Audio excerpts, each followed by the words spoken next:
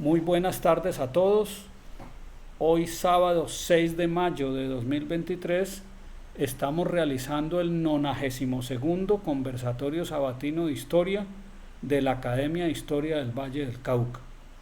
Hoy tenemos como conferencista al abogado, académico y miembro correspondiente de nuestra institución, Edgar Muñoz Urrego, con una conferencia titulada Historia de la propiedad rural en Colombia. Edgar Muñoz Urrego es bogotano, se tituló como abogado en la Universidad Libre, sede Bogotá, luego hizo estudios de posgrado al nivel de maestría en Derecho Comercial en la Universidad Externado de Colombia. Posteriormente hizo estudios de posgrado a nivel de especialización en Derecho Financiero y Público en las universidades del Rosario y San Buenaventura. Edgar Muñoz Urrego fue abogado del Instituto Colombiano de la Reforma Agraria, INCORA. Ejerció profesionalmente en Cali. Fue abogado y director jurídico de Smurfit Kappa Cartón de Colombia entre los años 1981 y 2013. Edgar Muñoz ha sido catedrático de Derecho Agrario en la Universidad Libre, catedrático de Derecho Comercial en la misma universidad y también en las universidades Javeriana e ICESI entre los años 1976 y 2002. Actualmente es miembro del Consejo Directivo de la Fundación para la Primera Infancia, Caracolí, y es miembro del Consejo Directivo del Centro Cultural Colombo Americano.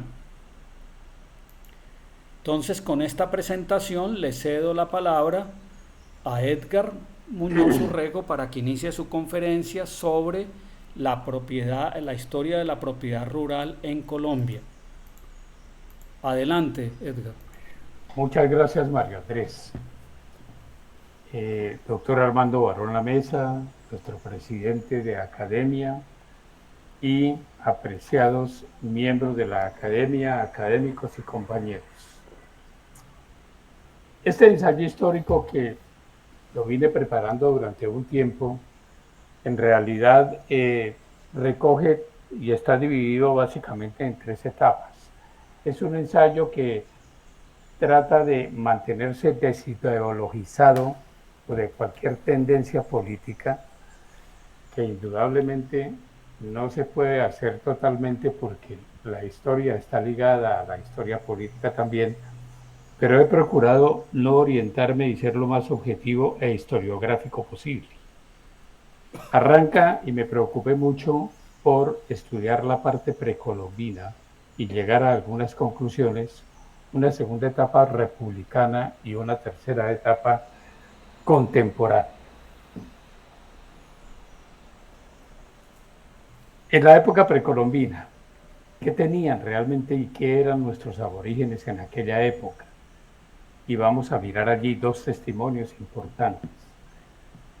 Para cualquier desprevenido caminante por las laderas y mesetas andinas del siglo XV de nuestra era, era común encontrarse con viviendas de líneas rectangulares, formas icónicas a 2 o 4 aguas, cubiertas de paja seca, peinada, paredes levantadas en guadulla y amasadas en barro seco, que eran más o menos gruesas dependiendo del clima exterior, con pisos en tierra.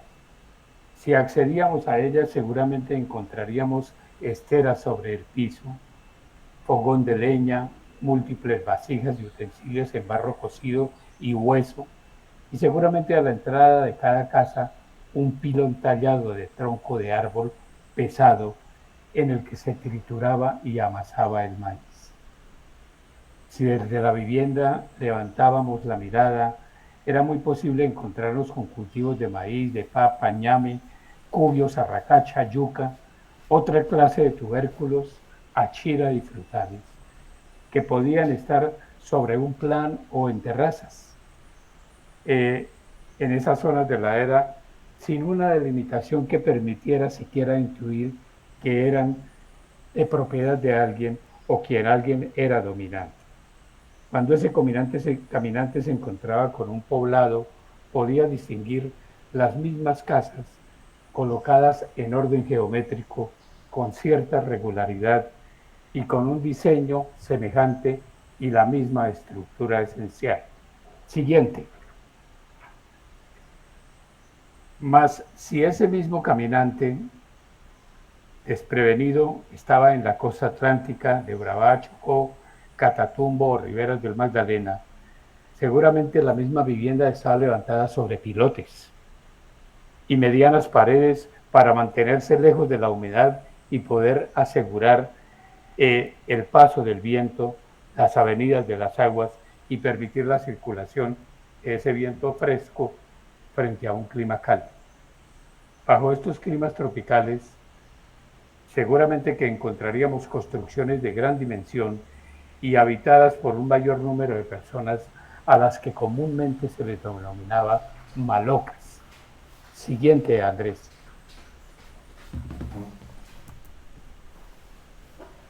A las que se les denominaba malocas. Pero lo que más podía llamar la atención de este desprevenido caminante y más allá de las viviendas era que no encontraba una división territorial de parcelas, cercas o señales que indicaran una exclusividad o un límite al espacio de esa madera, de esa pradera o meseta, y todos sus habitantes estaban allí a sus anchas en su espacio y, por qué no decirlo, eran armoniosos y felices. Siguiente. Estos eran los aborígenes americanos que los europeos encontraron en nuestro continente. Estaban ya en un periodo avanzado del pleno neolítico, como los han clasificado los antropólogos. Esto quiere decir que tenían cultivos comunes y obtenían mucha de su proteína de la vegetación y de la caza, pero en realidad no eran recolectores y cazadores exclusivamente. En su gran mayoría habían superado la etapa recolectora y cazadora y era evidente su organización a partir de núcleos familiares. No eran nómadas. Yuval Noah Harari, historiador actual, en su libro Sapiens nos ilustra el poblamiento de América a partir de aproximadamente el año 12.000 a.C., cuando un cambio climático fundó una gran masa de hielo entre Siberia y Alaska, que generó entre el 12.000 y el 10.000, es decir, prácticamente en 2 años, poblar un territorio que es lo que en la actualidad comprende Norte, Centro y Suramérica hasta la Tierra del Fuego. Muchos de estos pobladores procedían inicialmente de Siberia y Asia, pero posteriormente esa oleada se extendió hacia el Asia meridional. Es modesta, por no decir que pobre, por no decir que pobre, la literatura desarrollada por nuestros historiadores e investigadores sobre el régimen de bienes o propiedad de quienes habitaban a América y los Andes granadinos a la llegada de los españoles en el siglo XV. Es probable que la particularidad de este tema está asignada por tratarse de una categoría propia de la cultura occidental, por sus amplios y definidos entornos de origen grecorromano. Me refiero al concepto de propiedad, el concepto de propiedad imperante en Occidente al momento de la llegada de los europeos a América y específicamente de los españoles a nuestro territorio, era un concepto esencialmente romanista. Este concepto era propio de la España de la misma época y también de toda la civilización occidental cuyas fronteras geográficas no necesariamente empatan o coinciden con lo que hoy en día identifican a Occidente, pero que a la vez y en la medida que se perfecciona, se desarrolla en paralelo con otra categoría muy importante. La propiedad está amarrada necesariamente a una comercialización y a un mercado. El intercambio propio del mercado fue adquiriendo una estirpe comercial trascendente a consideraciones sociales o familiares. el concepto de propiedad es recogido y desarrollado con algunas diferencias en los marcos jurídicos esenciales más representativos de Occidente, como el derecho romano, el common law y el derecho socialista. Estos tres sistemas recogen el derecho de propiedad con alguna distinción y eran los más representativos en esa sociedad occidental.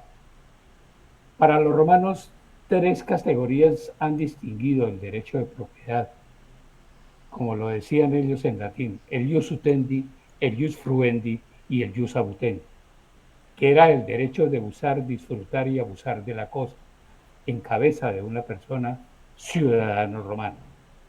Este concepto, y hasta inicios del siglo XX, se adoptó en su esencia por el denominado derecho continental europeo y se caracteriza por hacer mayor énfasis en el uso pleno de los derechos sobre una cosa y frente a terceros, y generalmente bajo un sistema registrado. Es decir, estar registrado, llevarse nominativamente. El common law guarda algunas diferencias que los autores en términos generales califican de mero estilo, ya que le reconocen a los dos sistemas más identidades que diferencias.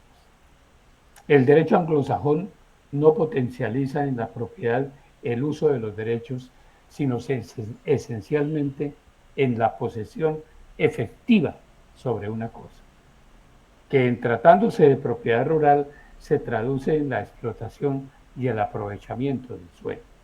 Sin embargo, y lo veremos más adelante, sistemas jurídicos como el colombiano de estirpe continental en su creación tiende con el paso del tiempo a acercarse más al derecho anglosajón. El derecho socialista se caracteriza por centralizar en el Estado la propiedad sobre la tierra como medio de producción. En el Estado socialista la tierra es un medio de producción y está en cabeza de los particulares la mera expectativa sobre el usufructo únicamente, pero a la vez con preferencia del usufructo colectivo sobre el individual. Es un modelo que igualmente se ha ido matizando desde la Revolución Rusa hasta nuestros días en países como China, pero que ha servido a la vez de modelo para estructurar sistemas combinados socialistas y continentales. Para el siglo XV, cuando los españoles irrumpen en América, era la visión romanista la imperante en materia de concepto de propiedad o régimen de tierras, de bienes sobre las cosas y en especial sobre la tierra. Esos conceptos determinan durante mucho tiempo el método cognitivo de observadores, cronistas, gobernantes, clérigos, que de una u otra forma se acercaron a los pobladores nativos e indígenas de América y los llevaron a explicar y concluir, bajo su esquema jurídico, bajo su cultura occidental y en los términos de su propio derecho, lo que encontraron, desconociendo el derecho nativo, o por lo menos las reglas, hoy en día en proceso de reivindicación como un derecho ancestral de transmisión verbal. Cuando uno lee especialmente los cronistas españoles, encuentra que hay una marcada tendencia a identificar formas de propiedad y formas jurídicas de apropiación de la tierra a partir del derecho de Occidente, pero no se fue más allá a mirar la verdadera estructura que tenían los indígenas. Es por esta razón que las fuentes de cronistas e historiadores de la época precolombina, que no fueron muchos, y hasta bien entrado ese periodo de ocupación, el nivel educativo y la capacidad de observación desapasionada de visiones eclesiásticas y racistas era muy bajo y sesgado por los enfoques que acaban de exponer. Nos obliga necesariamente, si queremos investigar un poco sobre las formas de propiedad entre los indígenas, a investigar otras fuentes. Una primera fuente de observación neutral, desapercibida y científica la encontramos en Alexander Humboldt, botánico naturalista alemán, quien a la edad de 30 años Emprendió su travesía hacia Sudamérica entre 1799 y 1802, destino que originalmente era África, pero que por un conocimiento de la enredadera bugambilia en Francia, especie ornamental que adorna numerosas casas y hogares, especialmente en el sur de Francia y en hogares del Caribe y norte de Sudamérica, esto dio razón a que se desviara hacia América y no continuara su objetivo de ir a África. Una serie de notas minuciosas de viaje en las que no faltaron observaciones sobre la vida y costumbres de los pueblos precolombinos.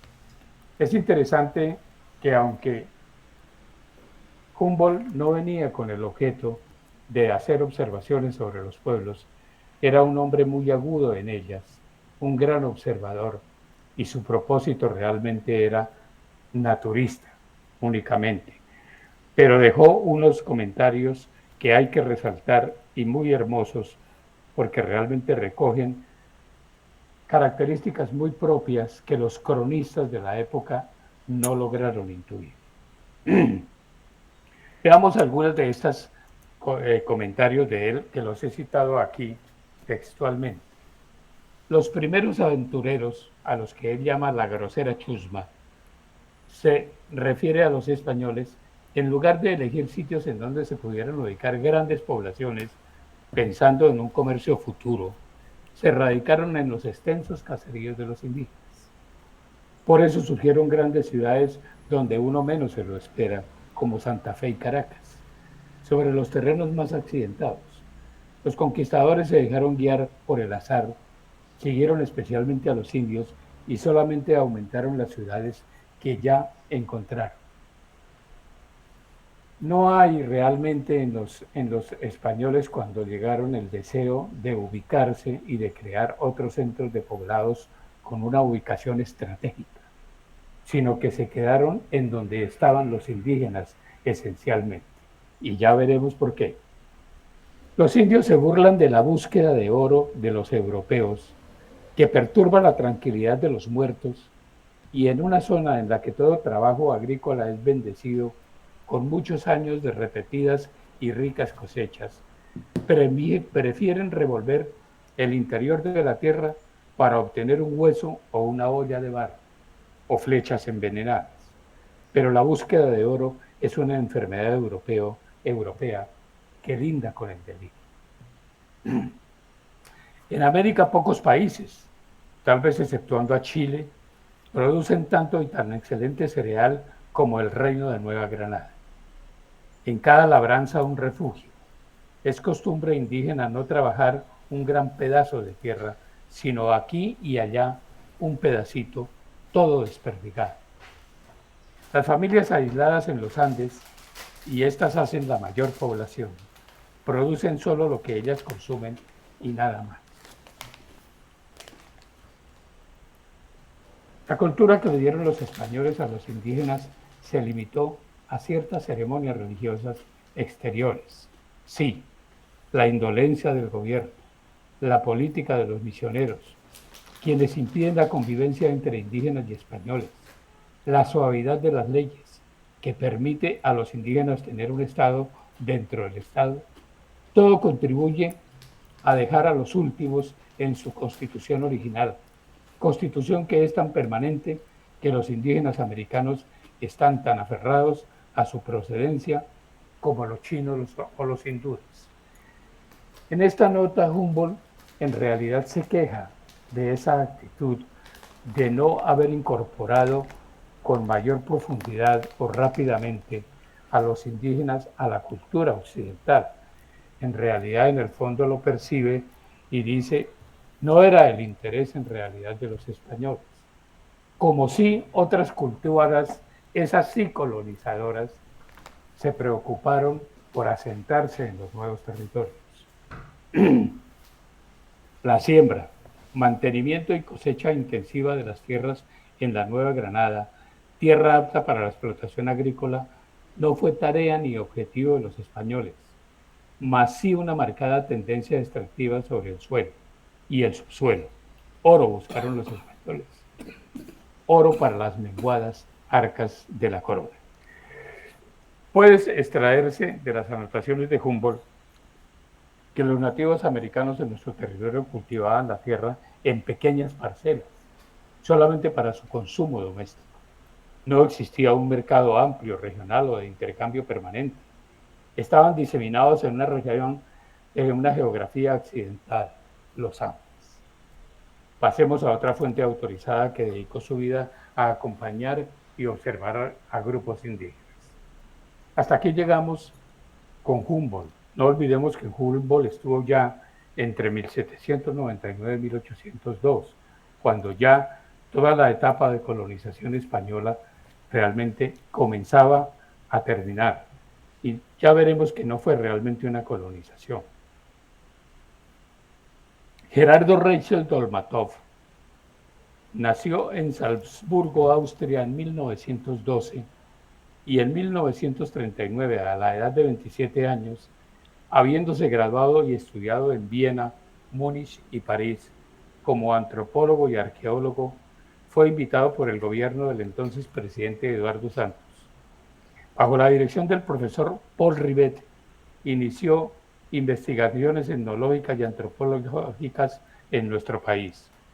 Fundador del Departamento de Antropología de la Universidad de los Andes, sus investigaciones se centraron especialmente en la Sierra Nevada de Santa Marta, en las tierras del Atlántico, Caribe, Baupés y en la región amazónica. Característica importante de Dolmatov es que convivió con los grupos indígenas. Y ya estamos hablando de un Dolmatov en el siglo XX. Es amplia la literatura que dejó a la posteridad. Dolmatov se quedó en Colombia, se casó con una colombiana y se radicó aquí. Varios libros y más de 200 artículos sobre temas antropológicos colombianos, pero muy representativo es su libro Indios de Colombia, ilustrado con una vasta fotografía en blanco y negro, que eleva su obra escritural a un ejemplar artístico. Es muy bello el libro. Especial mérito se reconoce a sus escritos y observaciones porque son el resultado de largas convivencias con las etnias aborígenes visitadas. Veamos algunas de sus observaciones. En Colombia, aún en nuestros días, tal vez ya no se trate de extirpar la idolatría ni de arrebatarles el oro a los indígenas, pero en la práctica se ha tratado de integrarlos a la sociedad dominante, es decir, de negarles su cultura, propias, tradicionales, de quitarle las pocas tierras que aún les quedan bajo el pretexto de colonización. No hay duda de que al final del siglo XV, muchos indios de Mesoamérica y Suramérica, se refiere a Centroamérica y Suramérica, habían logrado niveles intelectuales y científicos mucho más altos de lo que los conquistadores estuvieron dispuestos a admitir. Ejemplo sería la astronomía y el calendario de los mayas, la arquitectura de los Andes centrales y de Mesoamérica, la ingeniería hidráulica de los incas y la metalurgia y cerámica de los muiscas colombianos. Vale la pena comentar la irónica comparación que trae Dolmatov sobre los desarrollos tecnológicos del viejo mundo y los del mundo indígena latinoamericano. Aquellos, los del viejo mundo, lo hicieron al amparo de grandes confrontaciones bélicas, desde el estribo, pasando por la ballesta y la gran navegación aérea y marítima. Estos, los indígenas, lo hicieron para entender y domesticar el tiempo, las aguas, las plantas y comunicarse en medio de una agreste y accidentada topografía, honrando siempre sus eternos objetos de veneración, todos parte de la naturaleza, el sol, la luna, las aguas y la tierra. Las tribus de la selva se refiere a la zona amazónica. Aunque la mayoría de sus alimentos se procesan a partir de la yuca, siguen teniendo la mentalidad del cazador y el recolector. Estas actividades en su ideología se tiene no como un proceso de siembra, mantenimiento y cosecha, sino como un cortejo a la selva que les provee lo necesario, frutos silvestres y proteína animal. En la hoya del río Saldaña, aproximadamente en el triángulo de las poblaciones de Ortega, Natagaima y Chaparral, encontramos un campesinado de una muy marcados rasgos indígenas, el cual, aunque ya había perdido su lengua nativa, conservaba rasgos de su cultura tradicional. Conscientes de su ascendencia india, reforzada por la presencia de su personaje dominante, el indio Manuel Quintín Lame, un indio paez a quien en épocas pasadas había sido cabecilla político y guerrillero entre los vecinos indios de la región del Valle del Cauca. Ejercía una fuerte influencia política sobre los descendientes de los Pijao, ante todo en lo referente a la defensa de sus tierras. Que ya aparece una actitud de defender una propiedad, pero estamos hablando del siglo XX. Sin pretender comentar o explicar siquiera todo el análisis antropológico y étnico de Dolmatov sobre los grupos indígenas con los cuales convivió durante muchos años, no se encuentra en sus escritos observaciones que expresen algún grado de importancia de las tribus indígenas sobre la apropiación de sus tierras, en los términos entendidos por los mestizos, mas sí es evidente una visión de alto y profundo valor, casi que deificante en nuestros términos, de la tierra, el agua, la atmósfera, el sol y la luna, y la permanente búsqueda y explicación de una coherencia y armonía de estos elementos naturales para confluir en la producción agrícola, cultivadas o silvestres. La cosmogonía indígena se caracteriza porque gira alrededor de elementos esencialmente de la naturaleza. No se encuentra en esa cosmogonía unos dioses de carne y hueso, ni vestidos de ninguna forma.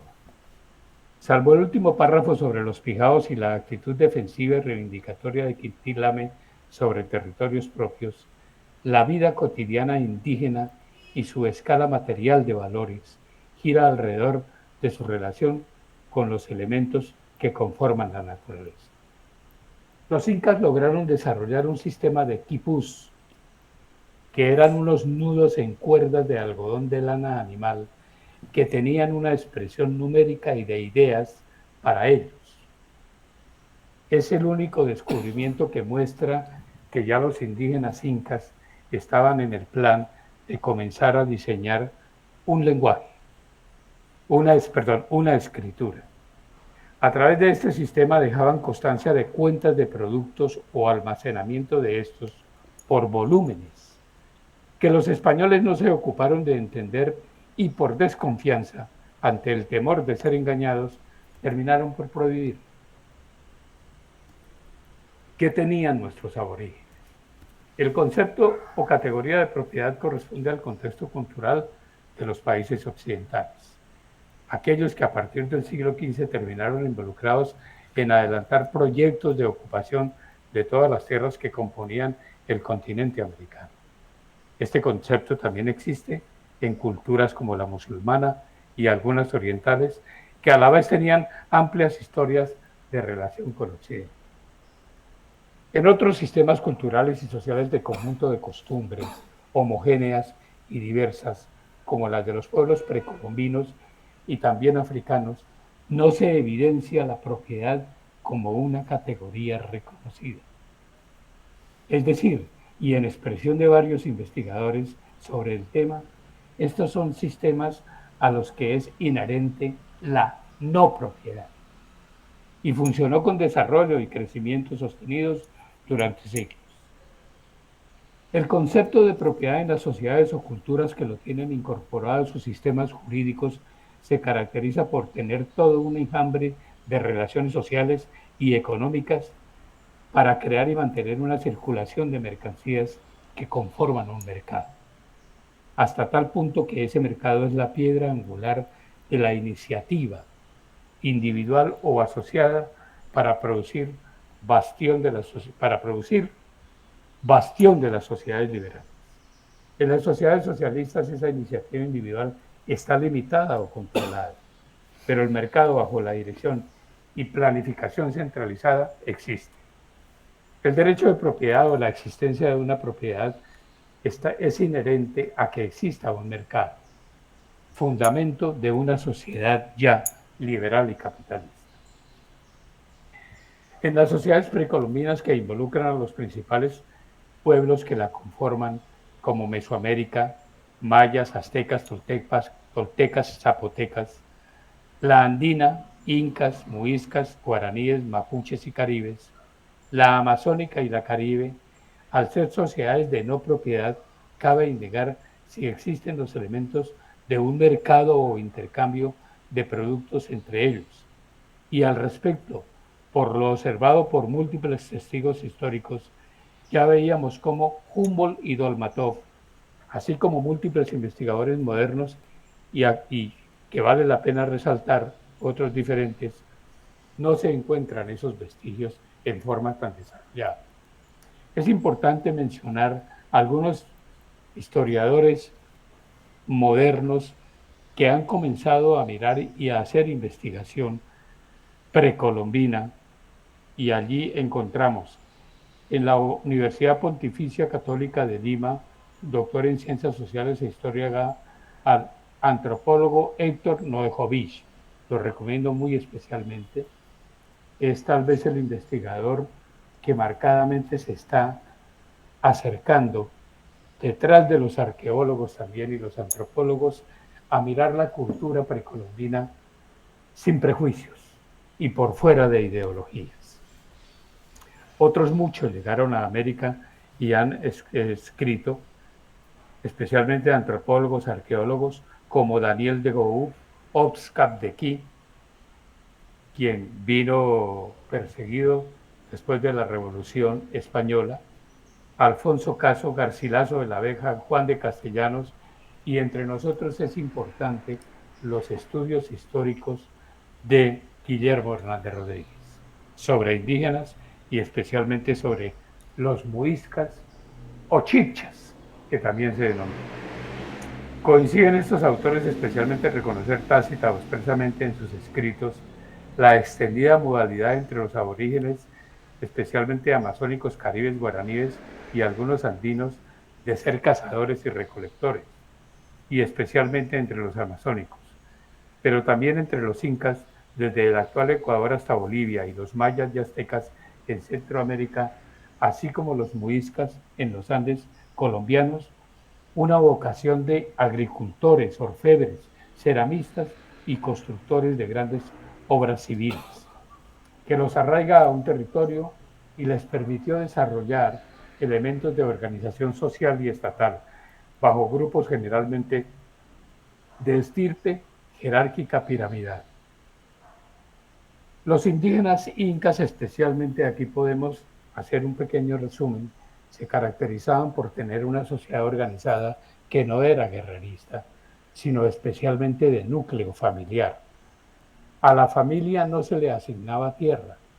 Por sí solo la familia tenía su propio núcleo, empezaba a cultivar la tierra, rendía un tributo al señor inca, que era el hombre que manejaba y dirigía el Tahuantinsuyo, pero solamente como un criterio esencialmente de contribución, un criterio de rendir y pagar un impuesto. El Tahuantinsuyo era la denominación que los aborígenes andinos daban a todo el territorio inca. Las tierras existentes en esta área estaban bajo su administración, pero no tenía facultad de disposición sobre las mismas, por cuanto no eran de su propiedad en el sentido del concepto occidental.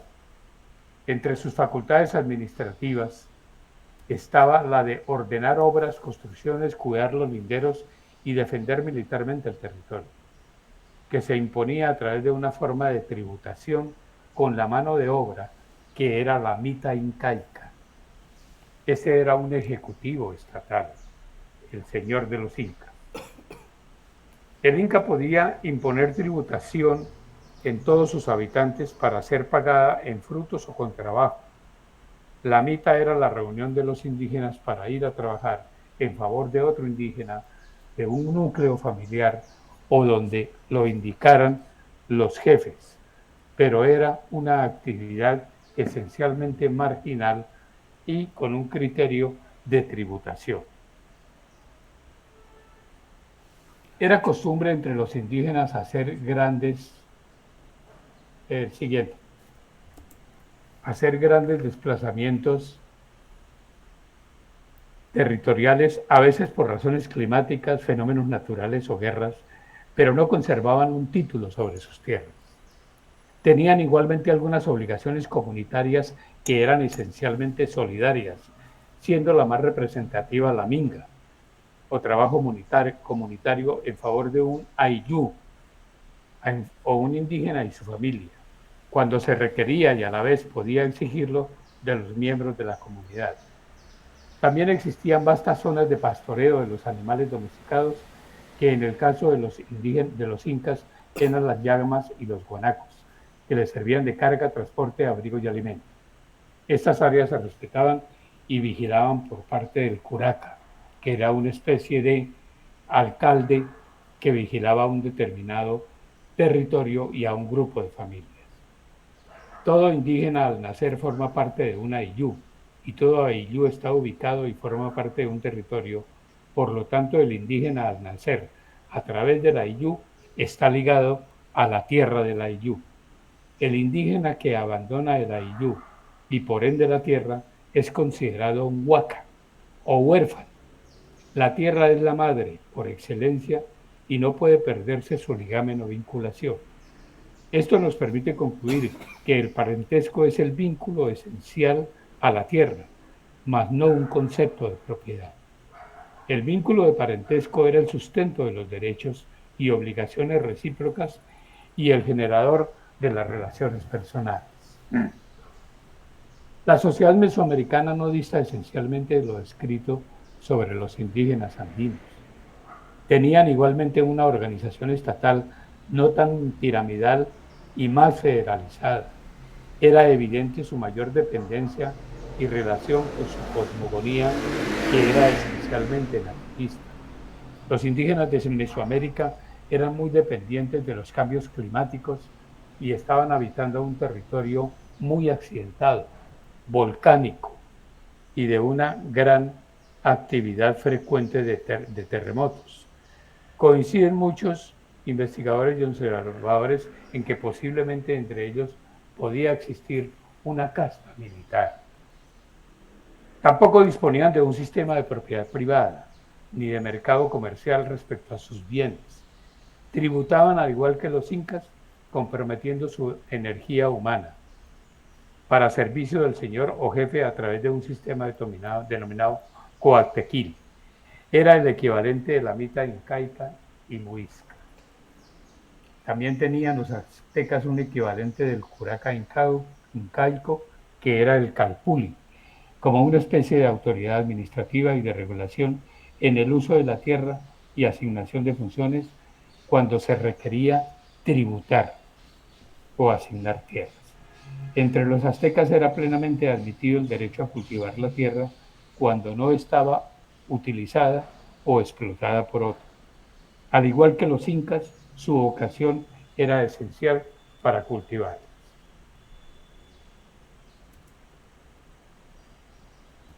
Una conclusión de esta primera parte, en términos generales y directos, la situación de los aborígenes mesoamericanos, andinos, caribes y amazónicos antes de la llegada de los españoles en el siglo XV, en cuanto a su relación y vínculo con los bienes que los rodeaban y esencialmente frente a la tierra como un medio de producción.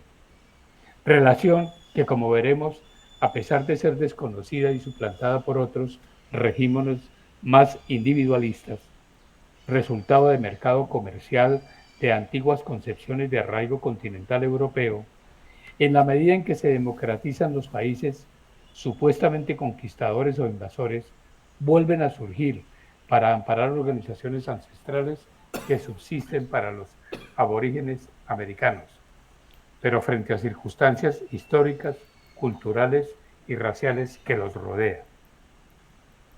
Un trabajo comunitario sobre la tierra, la utilización de la tierra para las necesidades del núcleo social que era esencialmente familiar o por lo menos ligado por parentesco. Una visión de la tierra como elemento cosmogónico, no objeto de apropiación o dominio, sino como integrante de un cosmos armónico, agua, aire, sol, luna, sobre los cuales se profesa adoración en nuestros términos. Posiblemente por esta razón tampoco crearon dioses personales. Una primera conclusión de este trabajo en la época precolombina, en las tierras indígenas, desde el Río Grande hasta la Patagonia, y no es aventurado afirmar lo mismo desde las tierras actuales que conforman Canadá y los Estados Unidos de América, los aborígenes que allí vivían no habían desarrollado un concepto de derecho de propiedad privada o similar en los términos concebidos por el mundo continental europeo. Hasta aquí una primera parte. Entramos ya a la época de la ocupación española. Andrés, ¿necesitas un espacio para que entren personas?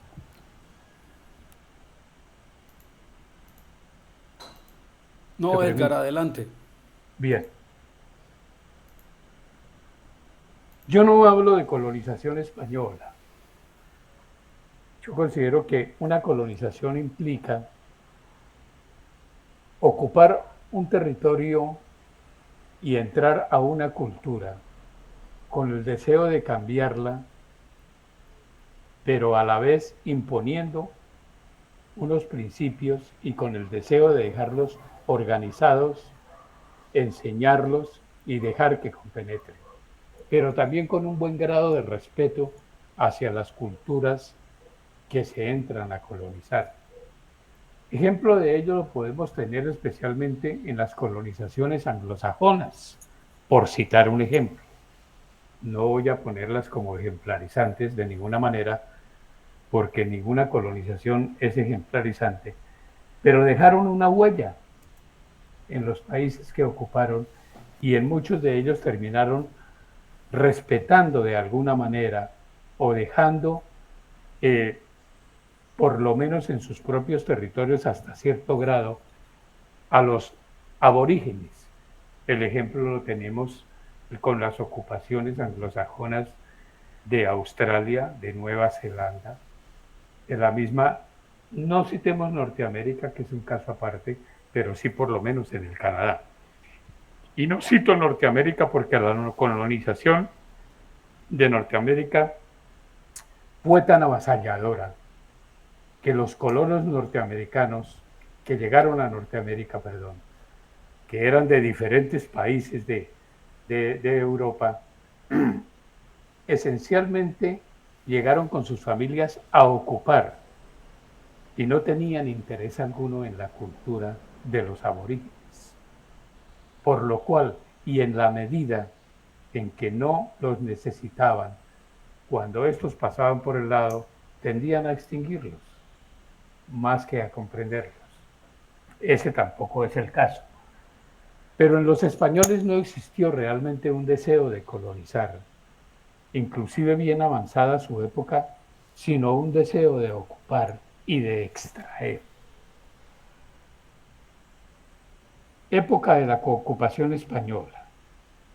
La llegada de los españoles fue abrupta y brusca.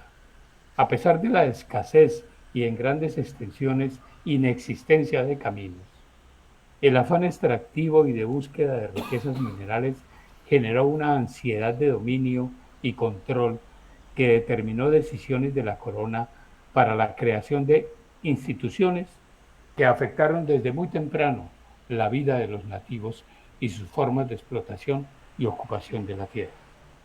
Un primer escenario histórico que constituye punto de partida es la propiedad o apropiación sobre la tierra en América y a la vez la colocación de la piedra angular de una estructura férrea, románica y tan inexpugnable que solo admitió contadas reformas de fondo en todo su devenir hasta nuestros días.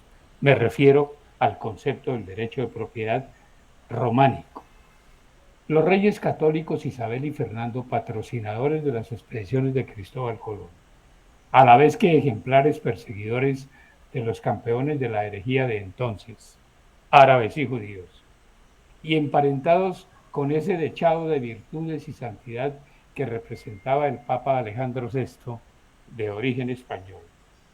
acudieron con sus méritos a su pariente y paisano a tramitar y obtener lo que anteriores coronas europeas ya habían hecho, en desarrollo del principio que daba plena legitimidad a las bulas pontificias sobre las tierras. Las tierras son de Dios, su creador, y el Papa es su representante más autorizado para otorgar propiedad sobre ellas. De ahí nació la costumbre de que fuera el papado quien distribuyera y titulara los descubrimientos, hechos y por su fuerza moral indiscutible, solucionara las posibles controversias entre los estados descubridores. En esa época del siglo XV, bajo el papado de Alejandro VI y posteriormente en el siglo XVI, la ansiedad de los europeos por encontrar nuevas rutas con diferentes propósitos dio origen al encuentro de nuevas tierras. Era el Papa Alejandro VI Valenciano, de la familia Borja. Él era español, traducido al latín como Borgia, propenso a favorecer a los monarcas españoles, y así lo demostró con la presteza con que atendió la solicitud de reconocimiento.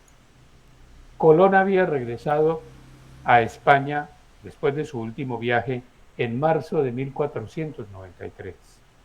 Los reyes se apresuraron a solicitar el reconocimiento y se despidió una primera bula pontificia, que era la Intercaetera, el 3 de mayo, 2 meses después, en la cual se reconoce en cabeza de Isabel y Fernando la propiedad sobre las tierras descubiertas.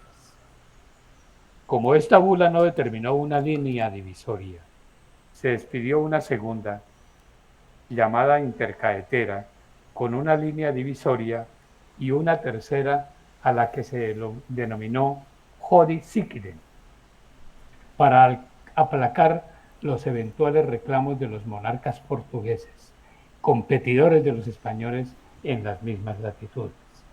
El Papa temía que los portugueses se les rebelaran al reconocer la propiedad de las tierras descubiertas en cabeza de los españoles, sin tener una claridad.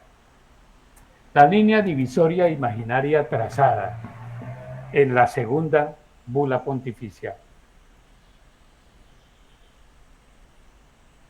partía del Ártico o Polo Norte y cruzaba por un punto ubicado a 100 leguas al occidente de las Islas Azores y continuaba con el mismo rumbo a pasar por las islas de Cabo Verde frente al continente africano. Allí la alcanzamos a ver en el mapita, pero allí está dibujada como quedó al final.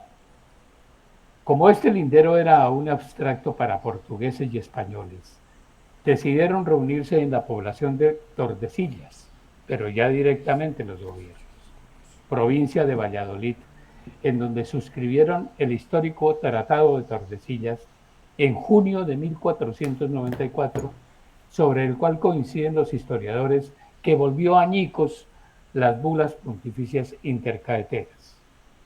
Este tratado representó una amplia ventaja para los portugueses, quienes, dicho sea de paso, eran experimentados cartógrafos y navegantes. Se estableció que el punto de partida sería el archipiélago más occidental de las Azores, y era que las Azores no era una o dos islas, era un archipiélago que se extendía hacia el occidente. Entonces lo tomaron el punto de partida desde la terminación del archipiélago. Ahí ya ganaron los portugueses una buena área,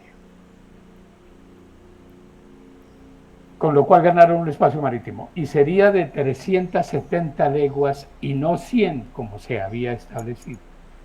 Adicional a esto, las leguas marítimas establecidas eran portuguesas, que eran de una mayor longitud que las españolas. Resultado final, los portugueses a sus anchas pudieron entrar a ocupar lo que hoy en día es el Brasil. Pero todos quedaron contentos, incluido el Papa, y al fin y al cabo había suficiente tierra para regar. Esa línea imaginaria apenas tocaba una esquina del Brasil, de lo que hoy en día es el Brasil, pero permitió a los portugueses entrar, conquistar, ocupar toda la región del Brasil para ser el país más grande de América Latina en este momento y el único que no es de habla castellana. Las bulas más el Tratado de Tordesillas constituyeron el principio de las llamadas tierras realengas, aquellas que están en el patrimonio o no han salido de las arcas del Estado, que hoy en día son nuestros famosos ponderados y desconocidos terrenos baldíos. Pero lo que sí es claro en este primer episodio de la ocupación española es la llegada de una concepción de propiedad estatal eminente sobre la tierra. Lo que hizo el Papa fue entregar, en virtud de su representante de Dios en la tierra, la propiedad a las arcas de los reyes. Ese era, y de allí nació, el derecho divino de los reyes al repartir las tierras. Pero indudablemente hubo un cambio en la concepción del derecho de propiedad. Esas tierras que entraron, en el caso, por ejemplo, de América Latina, a las arcas de los reyes, son terrenos que hoy en día se consideran, por lo menos en la legislación nuestra y también en otras como la mexicana, terrenos baldíos, de los que tanto se hablan en Colombia, incluida nuestra Corte Constitucional, pero que nadie sabe en dónde están ni cómo están. ¿Por qué? Porque los terrenos baldíos no existen, son un concepto. Y ya veremos esto. Otras formas de propiedad. La adjudicación de tierras realengas y resguardos indígenas. Ya estando las tierras en el patrimonio de la corona, el proceso de ocupación, nos dice Germán Colmenares en su formación de la economía colonial, compilación de José Antonio Gaviria, los conquistadores españoles buscaron ante todo procurarse excedentes económicos que les permitiera un asentamiento estable. Así se explica por qué los núcleos coloniales urbanos más importantes se emplazaron en los antiguos asientos de los aborígenes americanos. Un número considerable de indígenas y su organización sociopolítica garantizaban que los excedentes de su economía pudieran canalizarse en provecho de los colonizadores españoles, de los ocupantes españoles.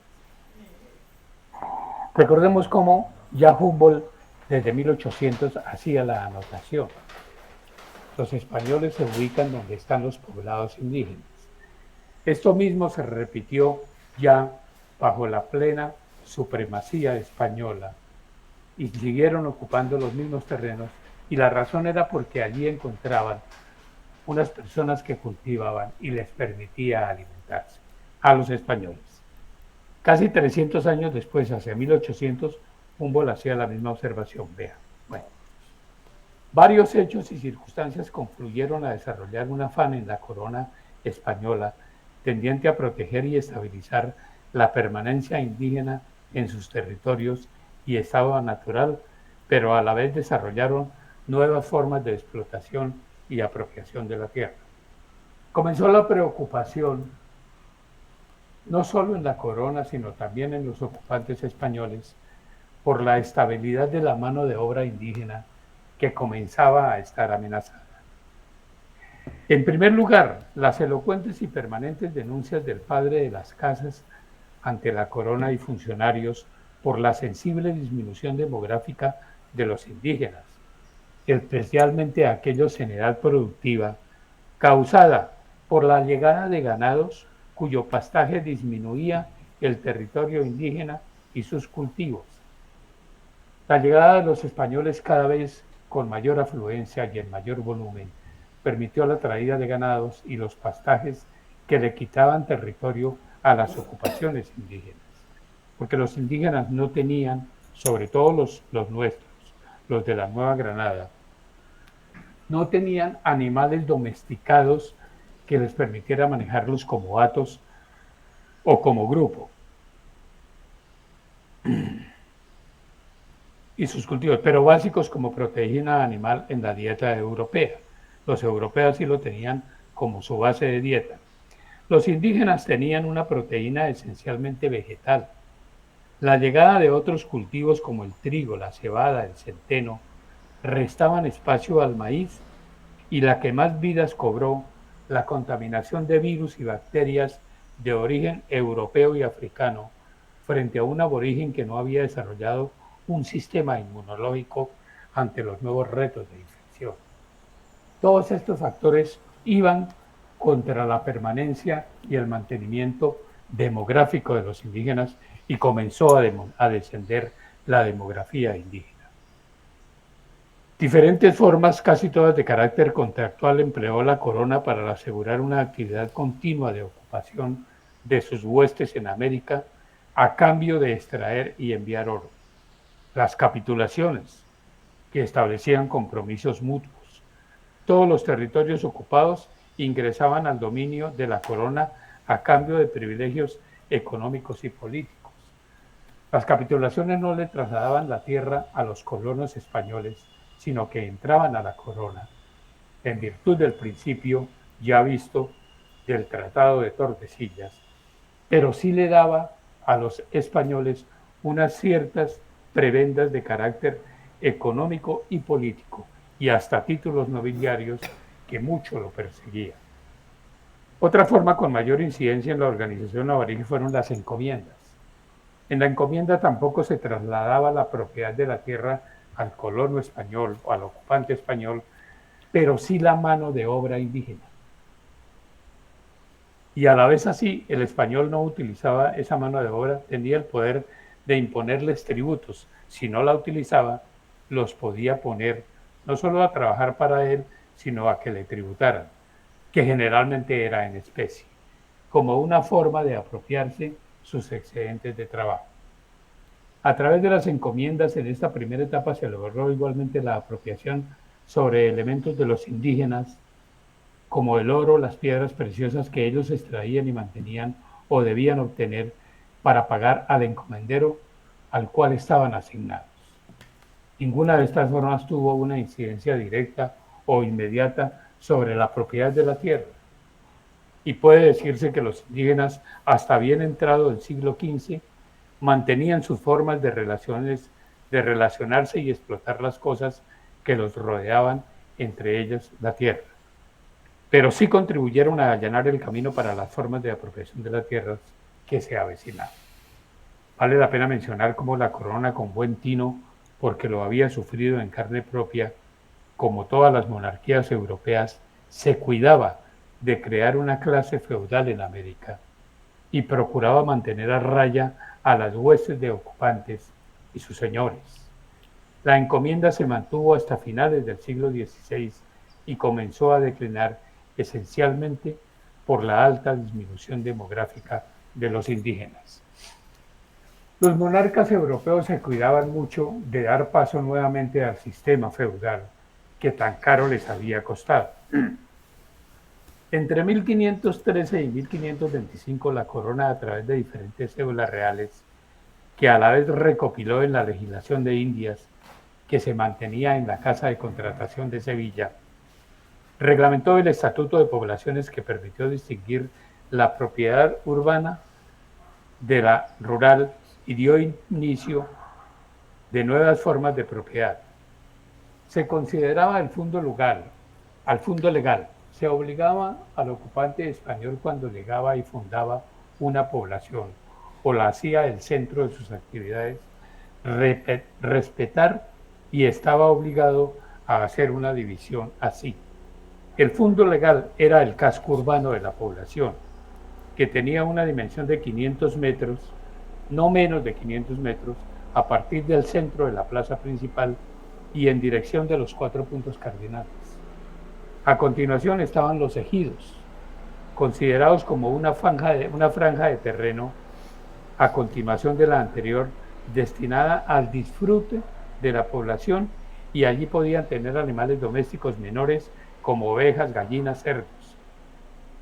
Después de los ejidos estaban las dehesas, que eran terrenos de uso común de los pobladores y para el pastaje de ganados, de levante y de ceba. Y luego estaban los propios, que eran terrenos de propiedad de los municipios para obtener rentas. Eran bienes fiscales.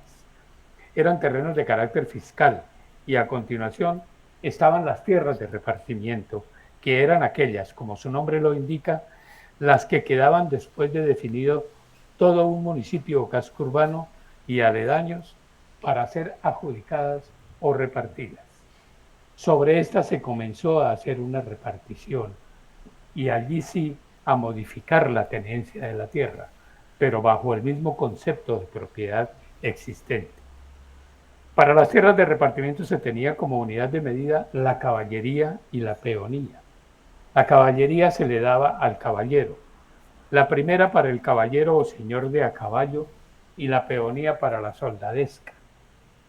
La primera equivalía aproximadamente a 551 hectáreas y la segunda se aproximaba a las 100 hectáreas.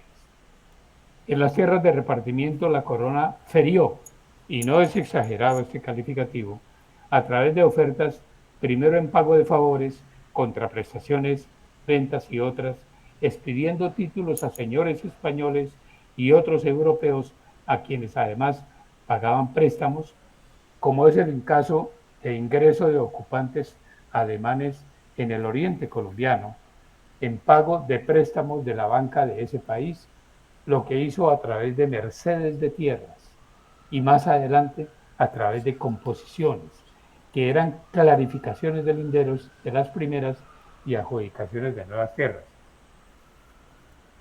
A través de las tierras, la corona española obtenía recursos por diferentes partes e inclusive de la banca. Y no es que diera en garantía las tierras, las daba en mercedes, en adjudicación. Cito vía ejemplo el caso de los colonos alemanes que entraron por el oriente del país procedentes de Venezuela y colonizaron u ocuparon lo que hoy en día es la zona de los Santanderes, especialmente el norte de Boyacá y Santander. Ambrosio Alfinger, Nicolás de Federman, otros, y fue en virtud de mercedes de tierra. Cuando más adelante estos señores ocupantes de tierras, que las recibían por diferentes motivos, se extendían y ocupaban más tierras, les permitían la composición y era pagar los excedentes en dinero. En últimas, la corona recibía dinero y nutría con dinero sus arcas a partir de las tierras. Bajo el reinado de Felipe II, ese meticuloso y avaro monarca español que sufría por el alto costo de la muralla de Cartagena, la cual para su desgracia y lamentos no alcanzaba a divisar desde las ventanas del Escorial, se designó como presidente de la Real Audiencia del nuevo Reino de Granada a un español educado, y bajo su regencia se marcó un hito en estas tierras, don Andrés Díaz Venero de Leyva, quien se posesionó en Santa Fe en 1564. Vale la pena mencionar a título individual a Andrés Díaz Venero de Leyva porque marcó un hito indudablemente y enfrentó a los encomenderos y a los beneficiarios de mercedes de tierra y composiciones. Aunque venía no para hacer una reforma agraria, sino para establecer unas reglas claras de sus relaciones con los indígenas y la explotación de su mano de obra. Aunque venía con claras instrucciones de la corona de tomar medidas de protección hacia los indígenas, cuya población disminuía sensiblemente, aún sin haberse completado los primeros 100 años de ocupación, se tomó un tiempo prudencial para investigar la situación y estar preparado frente al poderoso gremio de encomenderos. Se dio al enfrentamiento que al final vio nacer una serie de medidas que tuvieron una gran incidencia en la apropiación de las tierras. Inició una batalla campal que al final ganó para eliminar los servicios personales gratuitos de indígenas de los dos géneros en las haciendas y casas de los encomenderos y propietarios de tierra. Se había hecho ya algo muy usual, la prestación de servicios personales gratuitos por parte de los indígenas a favor de los ocupantes españoles, que aunque no tenían aparentemente una cobertura y un alcance de carácter esclavista, sí era esencialmente gratuito. Estos servicios personales incluían la utilización de los indígenas como animales de carga. Ahí lo vemos en la foto que está expuesta, que además es una foto icónica y muchos la habremos visto, tanto de elementos como de personas. Impuso la libertad de trabajo y pago de justo precio de salarios. Determinó un salario mínimo cuyo control correspondía a gobernadores y oidores. Estableció la jornada de trabajo de 8 horas que se iniciaba en 2 horas distintas, a las 4 de la mañana y a las 4 de la tarde, y finalmente el descanso dominical, que en caso de ser trabajado debía remunerarse. Hay en toda esta legislación indiana vastos documentos para que nuestros insignes laboralistas nos ilustren como antecedente histórico del derecho laboral individual. Pero en materia de propiedad sobre la tierra, el más importante aporte de este gobierno de Andrés Venero de Leyva fue la creación de los resguardos indígenas. Franja de territorio rural amplias para albergar grupos de indígenas afines tribalmente u organizados en trabajo comunal, bajo la dirección de un jefe o cacique. La tierra era propiedad del resguardo, no de los indígenas, aunque internamente tenían formas de trabajo comunal e individual. El jefe o cacique estaba facultado para gobernar o administrar y tenía hasta ciertas facultades jurisdiccionales para faltas menores. Los rendimientos producidos por la venta de cosechas que podían ser libremente comercializadas en áreas urbanas y domésticas eran guardados en arcas tericlaves cuyas llaves tenían el corregidor, el cacique y el cura doctrinero. No es mucha la diferencia a lo que existe hoy en día, guardadas proporciones de época y algunos otros elementos. Históricamente los resguardos hasta nuestros días han resultado ser un estuche de protección para los indígenas. En sus épocas iniciales, frente a la voracidad de los encomenderos y terratenientes, y modernamente han conservado la organización indígena con sus valores y cultura. Algunos historiadores ven en la forma de reparto de tierras dentro del resguardo una propiedad colectiva, claro concepto de la juridicidad occidental que se traduce en la propiedad sobre comunidad, pero esta no es la realidad y tampoco lo asimilan los indígenas en la misma forma. Para los indígenas no hay propiedad colectiva. La propiedad colectiva es un invento original, es un invento occidental que se desprende de la propiedad individual. Para los indígenas la propiedad comunal es el trabajo, pero la tierra es del resguardo. Es una forma de propiedad individual en cabeza de una organización. Esa organización hoy en día se llama persona jurídica. Es un invento que también hemos hecho, pero ese es el resguardo y ese es el dueño de la tierra. Todas estas disposiciones de la corona, más las reformas introducidas por Andrés Venero de Leyva, terminaron dando al traste con muchos de los abusos de los encomenderos, pero los empujó a reclamar propiedad en tierras que procedían de arcas realengas. Esta tendencia comenzó a generar una concentración de tierras en pocas manos, pero era intrascendente en la medida en que existían suficientes y las vías de comunicación para acelerar el acceso a las tierras vírgenes eran escasas. En materia de apropiación sobre tierras rurales, este fue el panorama dominante a lo largo del denominado periodo de legislación de Indias. Resguardos indígenas con apropiación y explotación colectiva de sus terrenos y apropiación privada directa, en los términos de la propiedad romana occidental, a través de diferentes formas como las capitulaciones, las mercedes y las composiciones, que eran medios a través de los cuales las tierras realengas salían del patrimonio de la corona.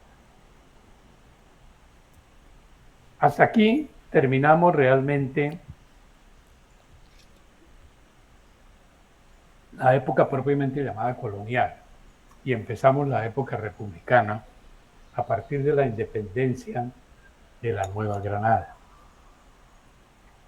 Un primer periodo que abarcamos es de 1810 a 1860.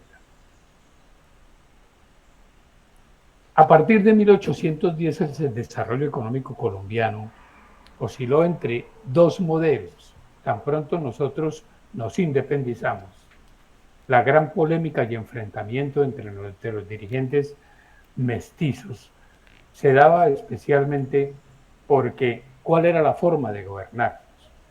Una de las tendencias era mantener una economía proteccionista colonial y al que aspiraba y que fue básicamente lo que había dejado sembrado la corona española, y otra tendencia que era la búsqueda de un librecambismo moderno con un Estado menos intervencionista.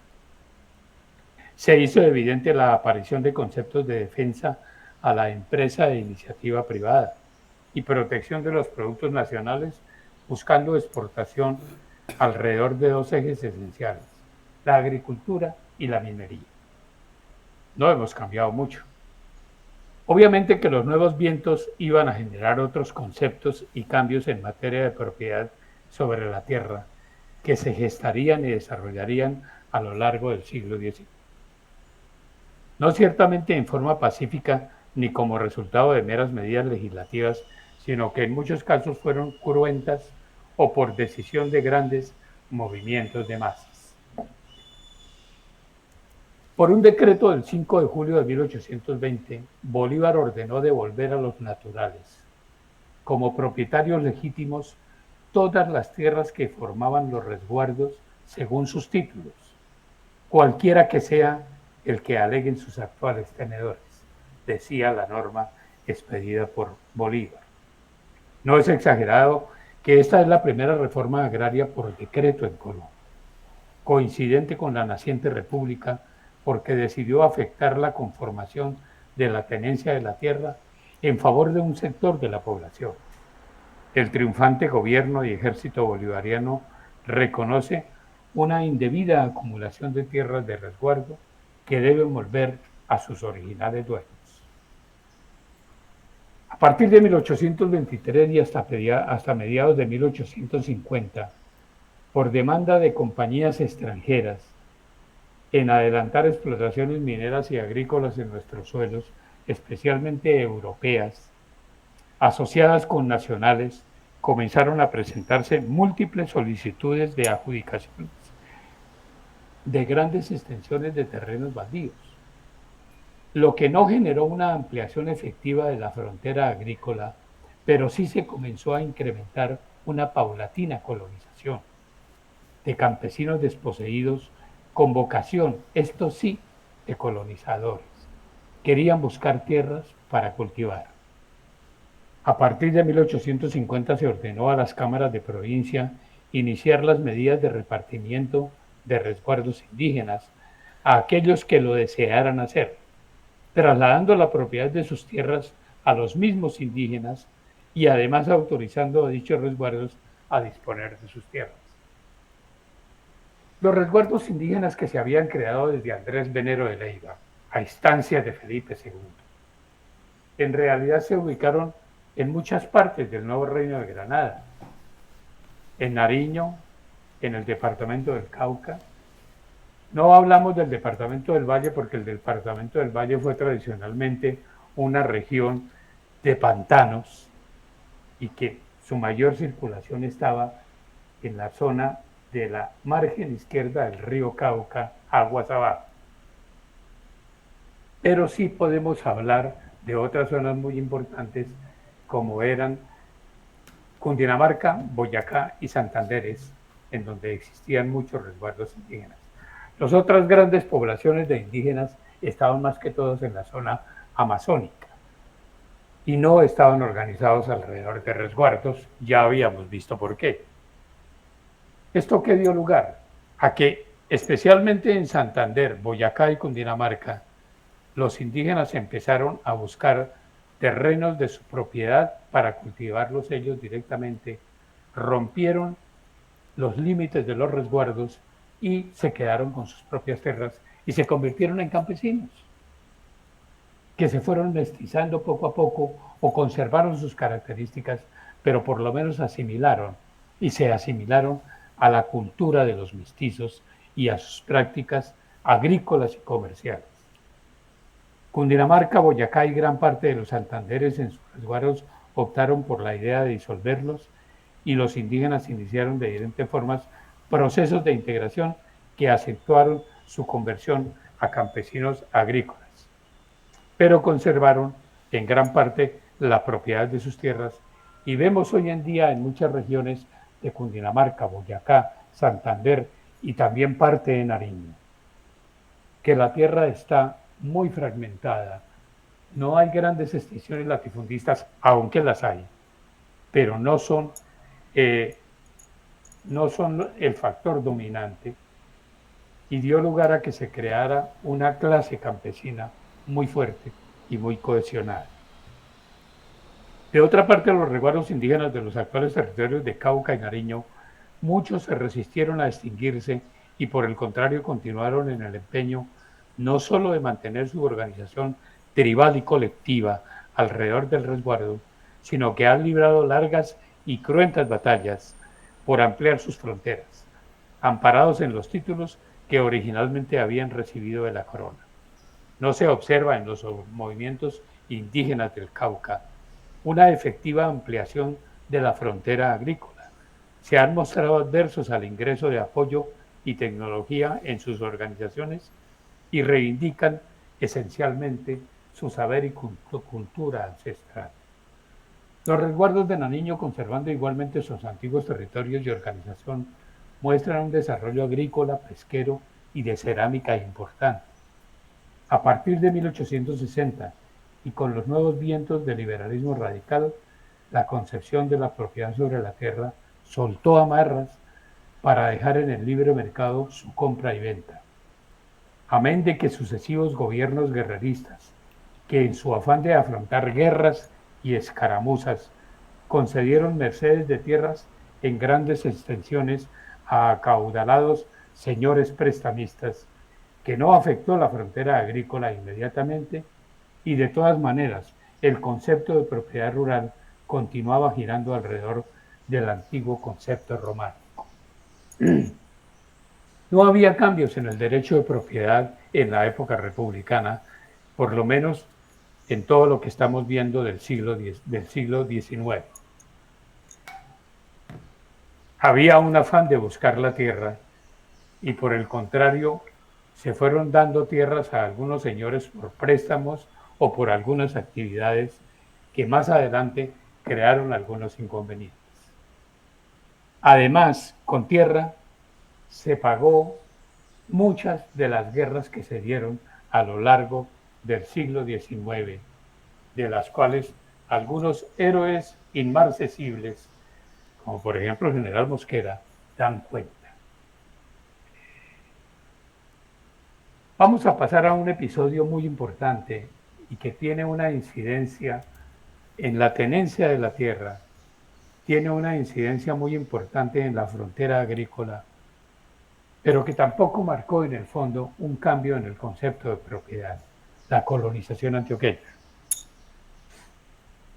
Mientras la senil Nueva Granada y la naciente Colombia se desgastaban en inútiles guerras civiles y bizantinas discusiones sobre la forma de gobernarse, desde finales del siglo XVIII a todo lo largo del XIX y hasta la primera década del siglo XX. Ocurría el mayor desplazamiento y migración humana jamás antes vivido por Colombia, que se realizaba en forma espontánea, pacífica, silenciosa y de iniciativa únicamente privada. Este desplazamiento humano integró a la economía nacional una extensión selvática para entonces de 700 kilómetros de largo y 200 kilómetros promedio de ancho, con una extensión territorial que se estima en más de 1 millón de hectáreas. Concretamente se denomina colonización antioqueña el masivo, continuo y arraigado desplazamiento de campesinos antioqueños, quienes en un espacio de tiempo de más de un siglo, partiendo del oriente de esa región, Río Negro, Sonsón, Marinilla y alrededores, llegaron hasta las cordilleras central y occidental del departamento del Valle del Cauca. Un memorial dirigido al gobernador de la provincia el 27 de agosto de 1789 por pobladores de Río Negro y Marinilla, cuyos principales apellidos eran Tuque, Gómez, Zuluaga y Hoyos, decía, me permito leerlo textualmente: nosotros los suscritos vecinos de la ciudad de Río Negro y del Valle de San José de Marinilla, venimos ante vos con toda humildad y declaramos que hemos sido llevados a este movimiento por nuestra extrema pobreza en bienes materiales y por la escasez de tierras ya para cultivarlas como propias o en las cuales constituir habitaciones para nosotros y para nuestras familias.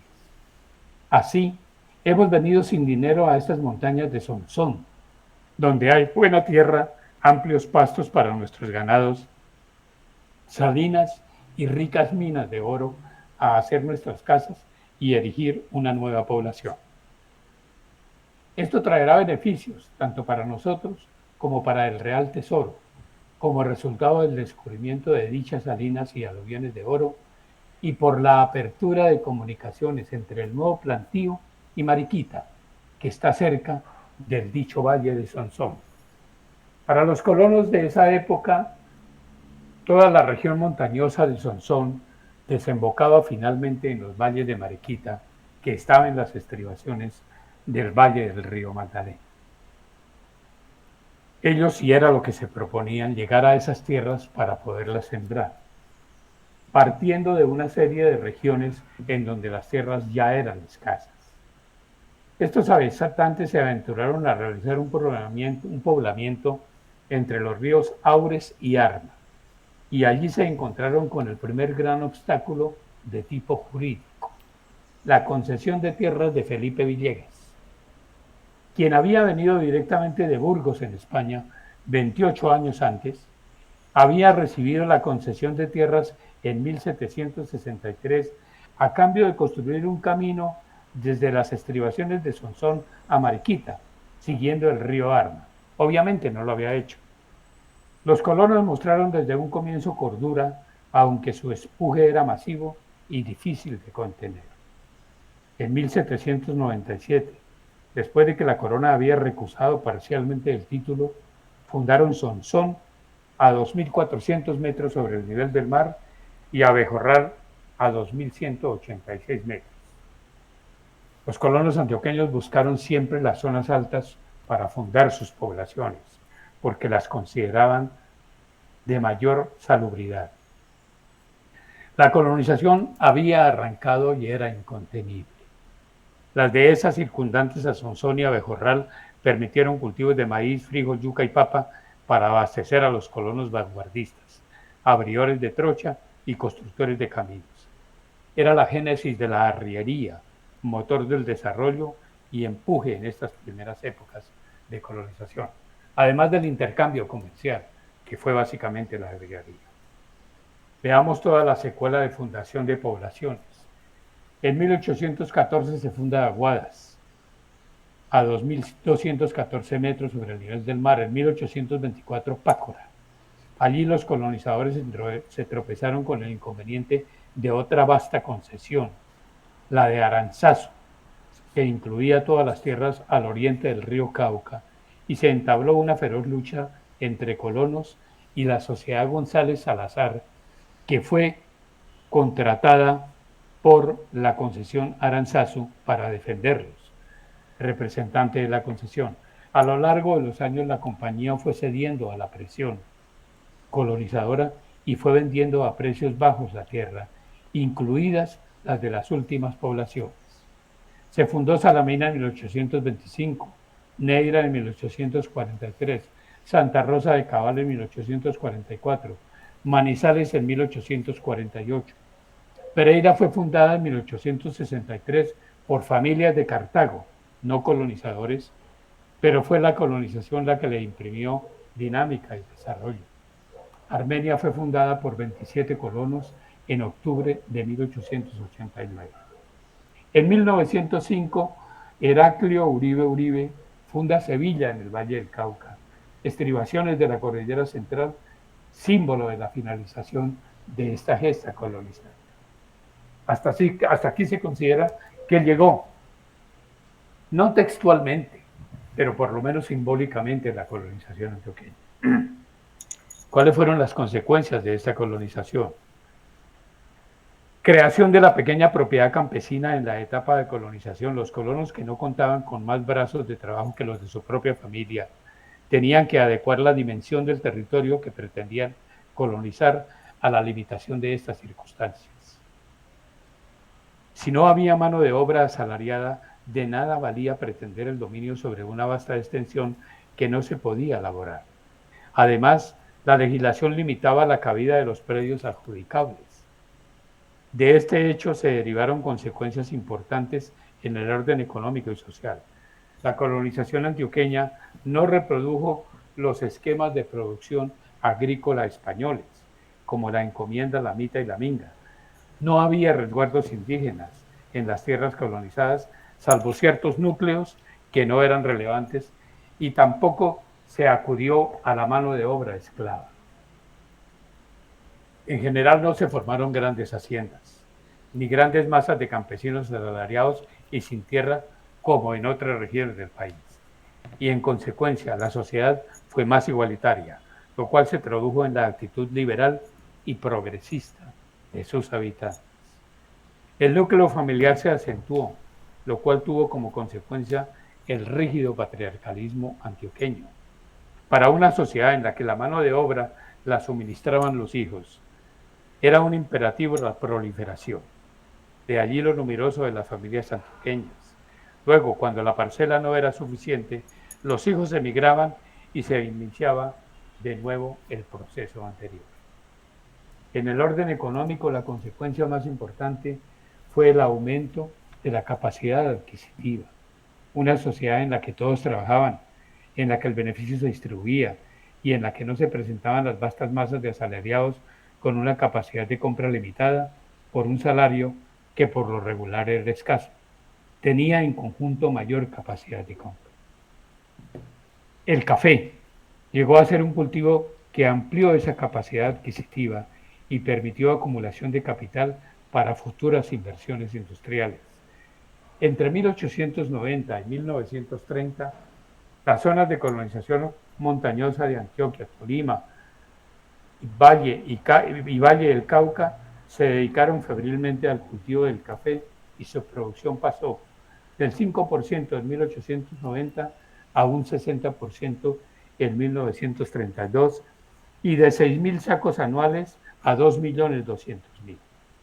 El café depende de una atención cuidadosa y de un comercio eficiente, lo que en el siglo pasado estimuló innovaciones mecánicas menores como las despulpadoras, las trilladoras, las secadoras, casi los únicos inventos nacionales de la época. Una unificación geográfica del occidente colombiano, no solo porque se unieron económicamente la altiplanicie, habitada desde los tiempos de la colonia, con las llanuras cálidas, sino porque a través de ella Antioquia y el Valle del Cauca quedaron integradas en la economía al descuajarse la selva que las separaba. Ampliación de las vías de comunicación para conectar los nuevos centros poblados entre sí con el mar y el río Magdalena. Preponderancia económica y política del occidente colombiano. En 1835 el grupo antioqueño representaba el 10% de los habitantes del país. Para 1938, un siglo después, era del 26%. Además, la industria surgió y se desarrolló principalmente en el occidente colombiano. Los sembrados de café dejaron para la posteridad una organización gremial de naturaleza democrática, digna de ejemplo en nuestra época para agricultores y otros productos.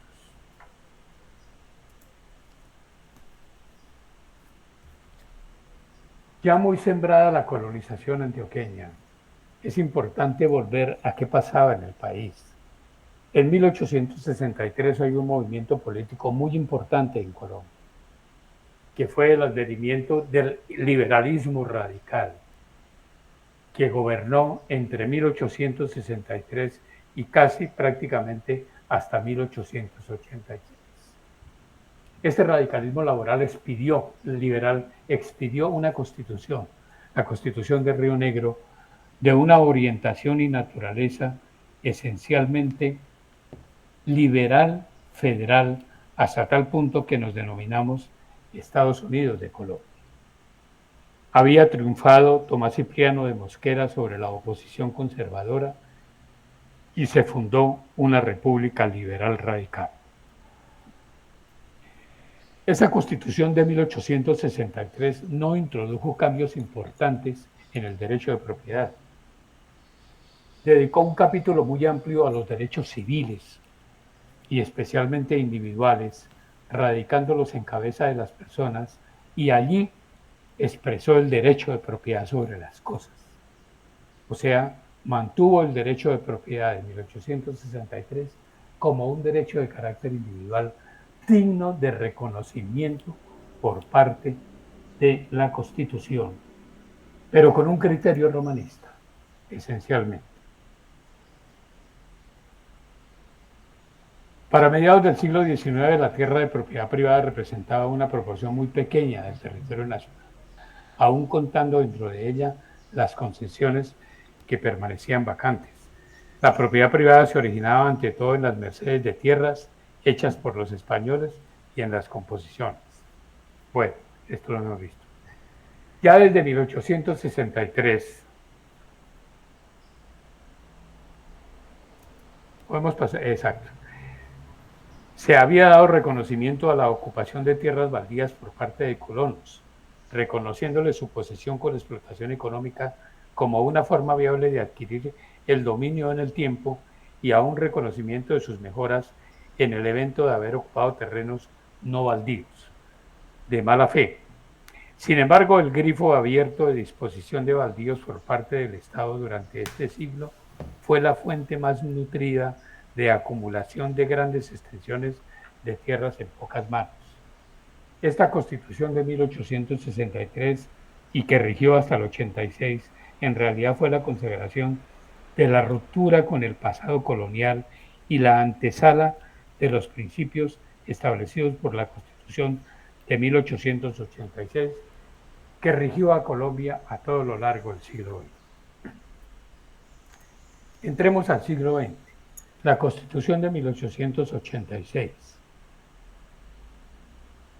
La oposición conservadora encontró en los sectores más radicales del movimiento de Rafael Núñez, entonces un líder influyente del liberalismo, la fuerza necesaria para derrotar al liberalismo radical que había impuesto la Constitución de Río Negro, y aprovechó el caos que había generado en las regiones la administración federal.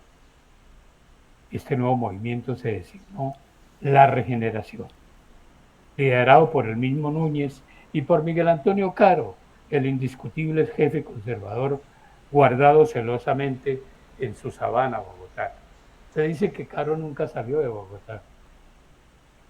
Buscaba Núñez, con el apoyo y vigilancia de Caro, abrir las instituciones a los vientos europeos de los cuales se había nutrido en sus viajes, para instalar un Estado más intervencionista y protagonista, para, entre otros objetivos, ponerle freno al librecambismo, organizar un sistema impositivo arancelario y crear una banca central que asegurara la estabilidad monetaria con la circulación permanente de un papel moneda, restarle poder de mando y disposición a las provincias y fortalecer el poder central sin desconocer la administración de departamentos y municipios.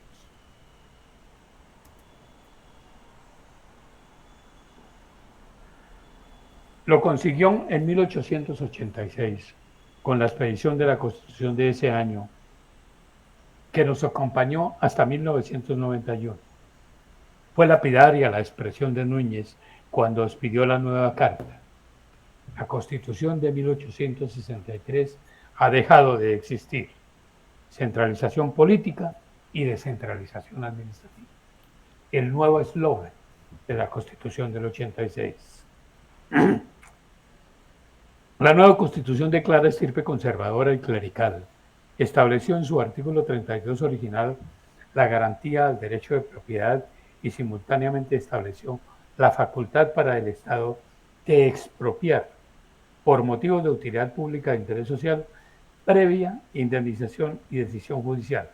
Este principio, con algunos cambios, importantes se mantiene a nuestra época. Presiento que hasta ayer o antes de ayer.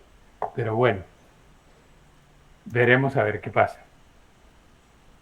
El panorama agrario comenzó a agitarse nuevamente a partir de 1920, especialmente en la costa atlántica, por parte de grupos de trabajadores asalariados y organizados en asociaciones que laboraban para empresas que explotaban grandes cultivos de banano. Era un conflicto más de estirpe laboral que de propiedad sobre la tierra y que desembocó en la triste tragedia de la masacre de las bananeras en 1928. Hecho social que marcó la caída política de los conservadores y el ascenso de los liberales en 1930. Simultáneamente, en otras regiones como Cundinamarca, Tolima, Antioquia y Santander, la falta de claridad sobre los títulos de propiedad rural generó entre propietarios, especialmente latifundistas, colonos y aparceros, conflictos que desencadenaban no solo enfrentamientos judiciales, sino violencia. Los colonos, esos sí verdaderos colonos, entraban a tierras desocupadas u ociosas y las mejoraban con cultivos agrícolas o con ganados, vivienda y huertas de pan coger. Posteriormente, aparecían dueños alegando título de dominio o mercedes de tierra de la época española o de gobiernos guerreristas del siglo XIX. La Corte Suprema de Justicia decidió en 1926 que para poder expulsar a un colono debía presentarse título originario expedido por el Estado, es decir, y expresado en términos actuales, que el predio había dejado de ser baldío y había ingresado al dominio del particular, ya que generalmente los supuestos propietarios privados presentaban títulos notariales con registros muchas veces arreglados. En 1936 se da una reforma a la Constitución con un sabor esencialmente agrarista. Bajo el gobierno de Alfonso López Pumarejo, quien había ascendido al poder en 1934, con su famosa campaña de la Revolución en Marcha. Introdujo un cambio importante en el derecho de propiedad. Aquí sí, un cambio en el derecho de propiedad. Y se expresó que el ejercicio de este derecho es una función social que implica obligaciones.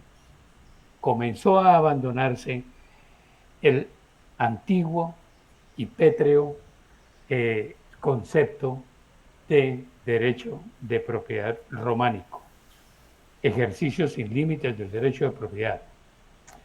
Consecuencia de este cambio sustancial fue la Ley 200 de 1936, conocida como la Ley de Tierras, que desde su comienzo ponderó el trabajo de los colonos sobre la tierra y se acercó más a la concepción del derecho anglosajón, de fortalecer la propiedad a partir de la ocupación, el trabajo o posesión material, como llamamos hoy.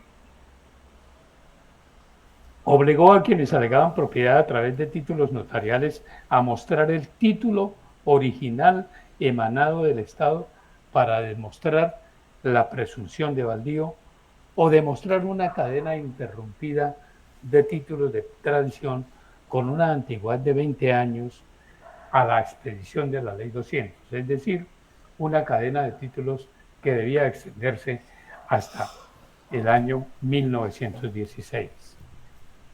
Revolucionario y escandaloso para la época que se valorara la posesión material sobre las tierras, entendida esta como la vinculación del trabajo humano con un tiempo mínimo, inicialmente de 2 años, sobre tierras que se presumían baldías. Correspondía la carga de la prueba de propiedad privada a quien la alegara. Detrás de estas reformas había un hecho económico social incontrastable. Había disminuido sensiblemente la producción de alimentos y en cambio se había incrementado la ganadería extensiva, a cuyo negocio se le había bautizado continuo ganado. Otros productos agrícolas de siembra masiva con fines comerciales y de exportación habían empezado a ganar terreno. El banano en la costa atlántica y Urabá, la caña de azúcar en el Valle del Cauca y el café en las vertientes andinas.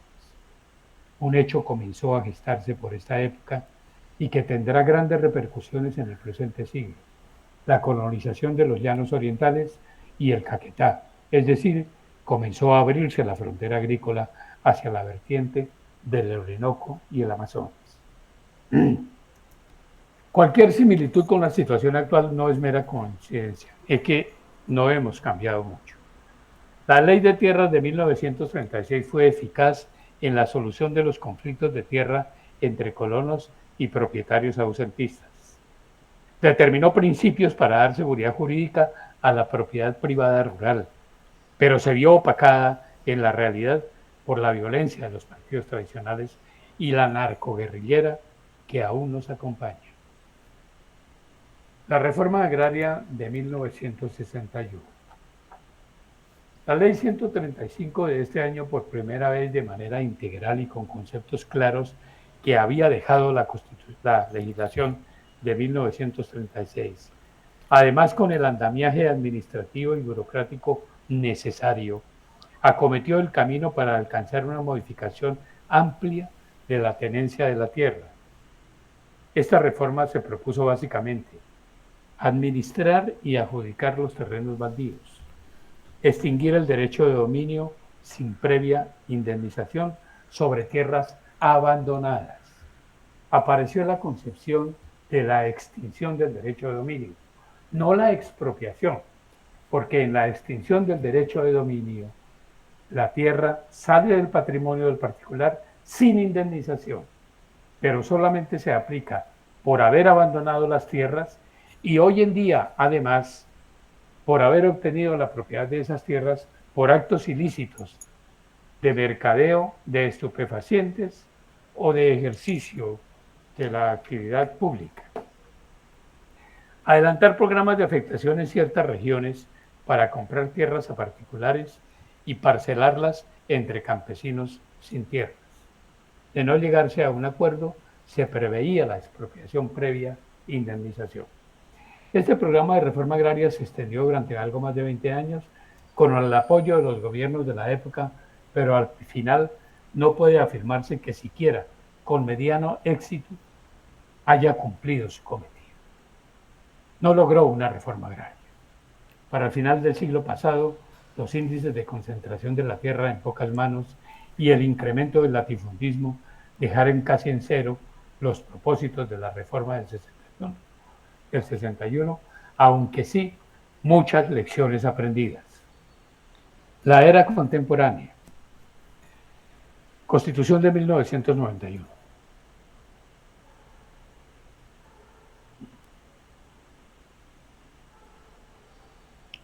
Derogó y por lo tanto reemplazó la Constitución del 86. En su artículo 58 mantuvo el concepto del derecho de propiedad de la Constitución anterior con sus garantías frente a la expropiación y con las restricciones de la función social que debe cumplir su ejercicio y el carácter inherente de ecológica, principio este que se había introducido desde la década de los años 70. En estos términos, y es lo que nos rige, el derecho de propiedad privada está garantizado constitucionalmente, pero en su ejercicio se debe cumplir una función social que implica obligaciones y le es inherente también una función ecológica. Eso es lo que rige en este momento. No hay cambios. Lo que suceda de aquí en adelante pueden ser cambios importantes. No se trata de bautizarlos, ni es el objeto de mi trabajo. Ya la posteridad nos dirá, y ya lo miraremos bajo otro enfoque. Pero en este momento el derecho de propiedad en Colombia es un derecho de propiedad restringido al cumplimiento de una función social, le es inherente una función ecológica y solamente se puede expropiar por razones se puede expropiar por razones de utilidad pública e interés social previa indemnización. Eso es lo que rige. Existe otro tipo de expropiación, además expropiación administrativa, que es aplicable únicamente en casos de obras públicas. La función social. Este es un concepto que por sí solo hemos venido exponiendo pero que en materia de propiedad rural debe mirarse en nuestra actualidad contextual. El acelerado proceso de urbanización a partir de los años 60 del siglo pasado, que ya venía gestándose desde los 40, que la reforma agraria del 61 ni siquiera logró frenar, modificó las costumbres agrarias. La vocación y cultura agrícola de nuestros abuelos se ha ido diluyendo paulatinamente.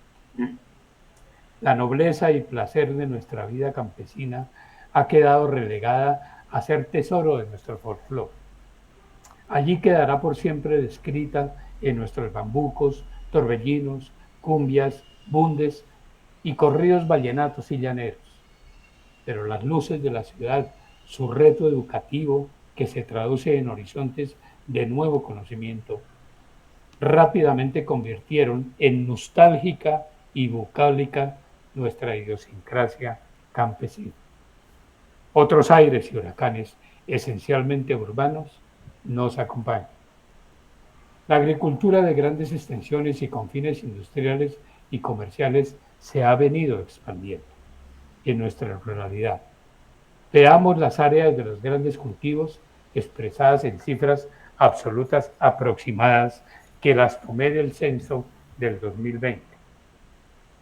Y es que está sucediendo algo muy importante en materia rural, y es la agricultura comercial e industrial, que no se puede desconocer frente a los nuevos vientos de plantear una reforma a la tenencia de la tierra.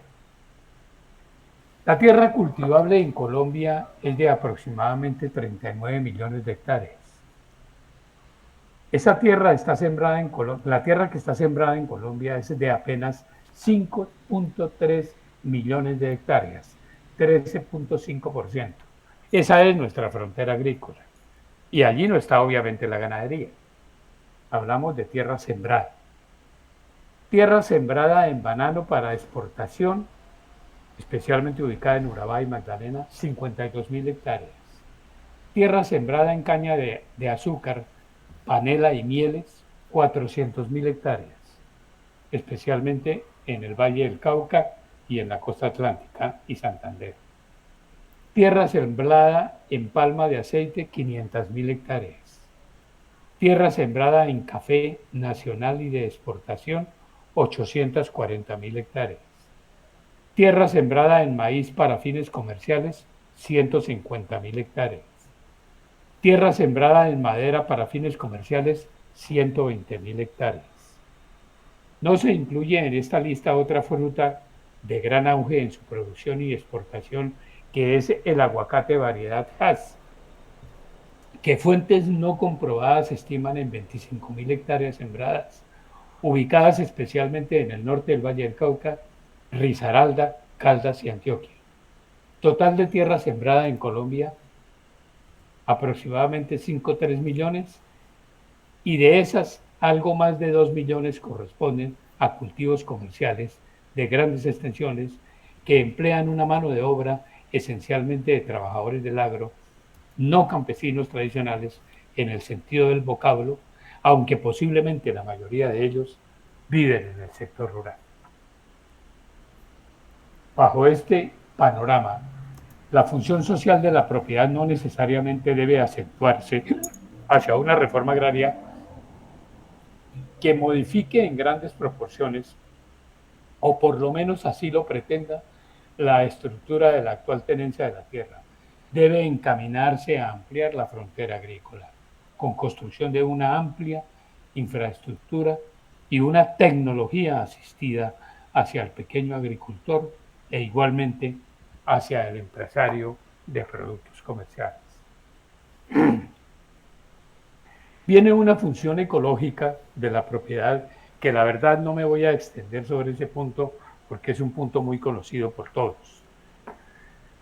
Pero básicamente no se puede hacer uso del derecho de propiedad si no está en coordinación, si no guarda una armonía con el ecosistema en donde están las tierras.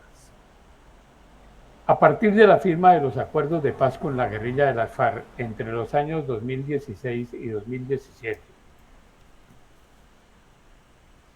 Una copiosa legislación a nivel de leyes y decretos se ha venido expidiendo por los poderes del Estado para realizar una modificación a la estructura de la tenencia de la tierra. Algunas circunstancias y hechos sociales novedosos se han tenido que atender inmediatamente a través de esta legislación y que no guardan una relación directa con una reforma agraria o afectación de la propiedad. Es el caso de los despojos de tierras a tradicionales propietarios y poseedores por parte de grupos violentos armados. Esta es en realidad una actividad, y así se ha denominado, de restitución de la propiedad. En esto, los gobiernos están buscando hacer una actividad y es justa y necesaria. Es la resurrección de la Ley Orgánica de Reforma Agraria, la Ley 160 de 1994, y la expedición de un decreto del año 2017, el 902, que implementan un procedimiento para adelantar un nuevo proceso de reforma agraria. En el nuevo concepto de hacer una reforma agraria hay una idea muy sembrada, especialmente por el actual gobierno, y es hacer un censo de las personas, al que llaman el RESO, R-E-S-O, un censo de las personas que realmente necesitan la tierra para comenzar a gestar por la ubicación de estas personas una serie de programas de reforma agraria en sus alrededores. Con una anotación, y es que a las organizaciones étnicas y especialmente a las indígenas se les toma con un especial privilegio. Se les entregan las tierras gratuitamente, no tienen límites de unidad agrícola familiar y por lo tanto no hay límites a la adjudicación de tierras, lo cual crea realmente una inequidad entre las organizaciones étnicas, me refiero a los indígenas básicamente, y las organizaciones campesinas y de afrodescendientes. Pero esa es la característica de las normas que se están expidiendo. Realmente hasta aquí, porque lo que sigue es lo que acabo de explicar y de resumir, es la exposición de mi trabajo. Con mucho gusto, a partir de este momento, preguntas o ampliaciones que ustedes quieran, con mucho gusto. Espero que haya sido un aporte a sus conocimientos. Muchas gracias.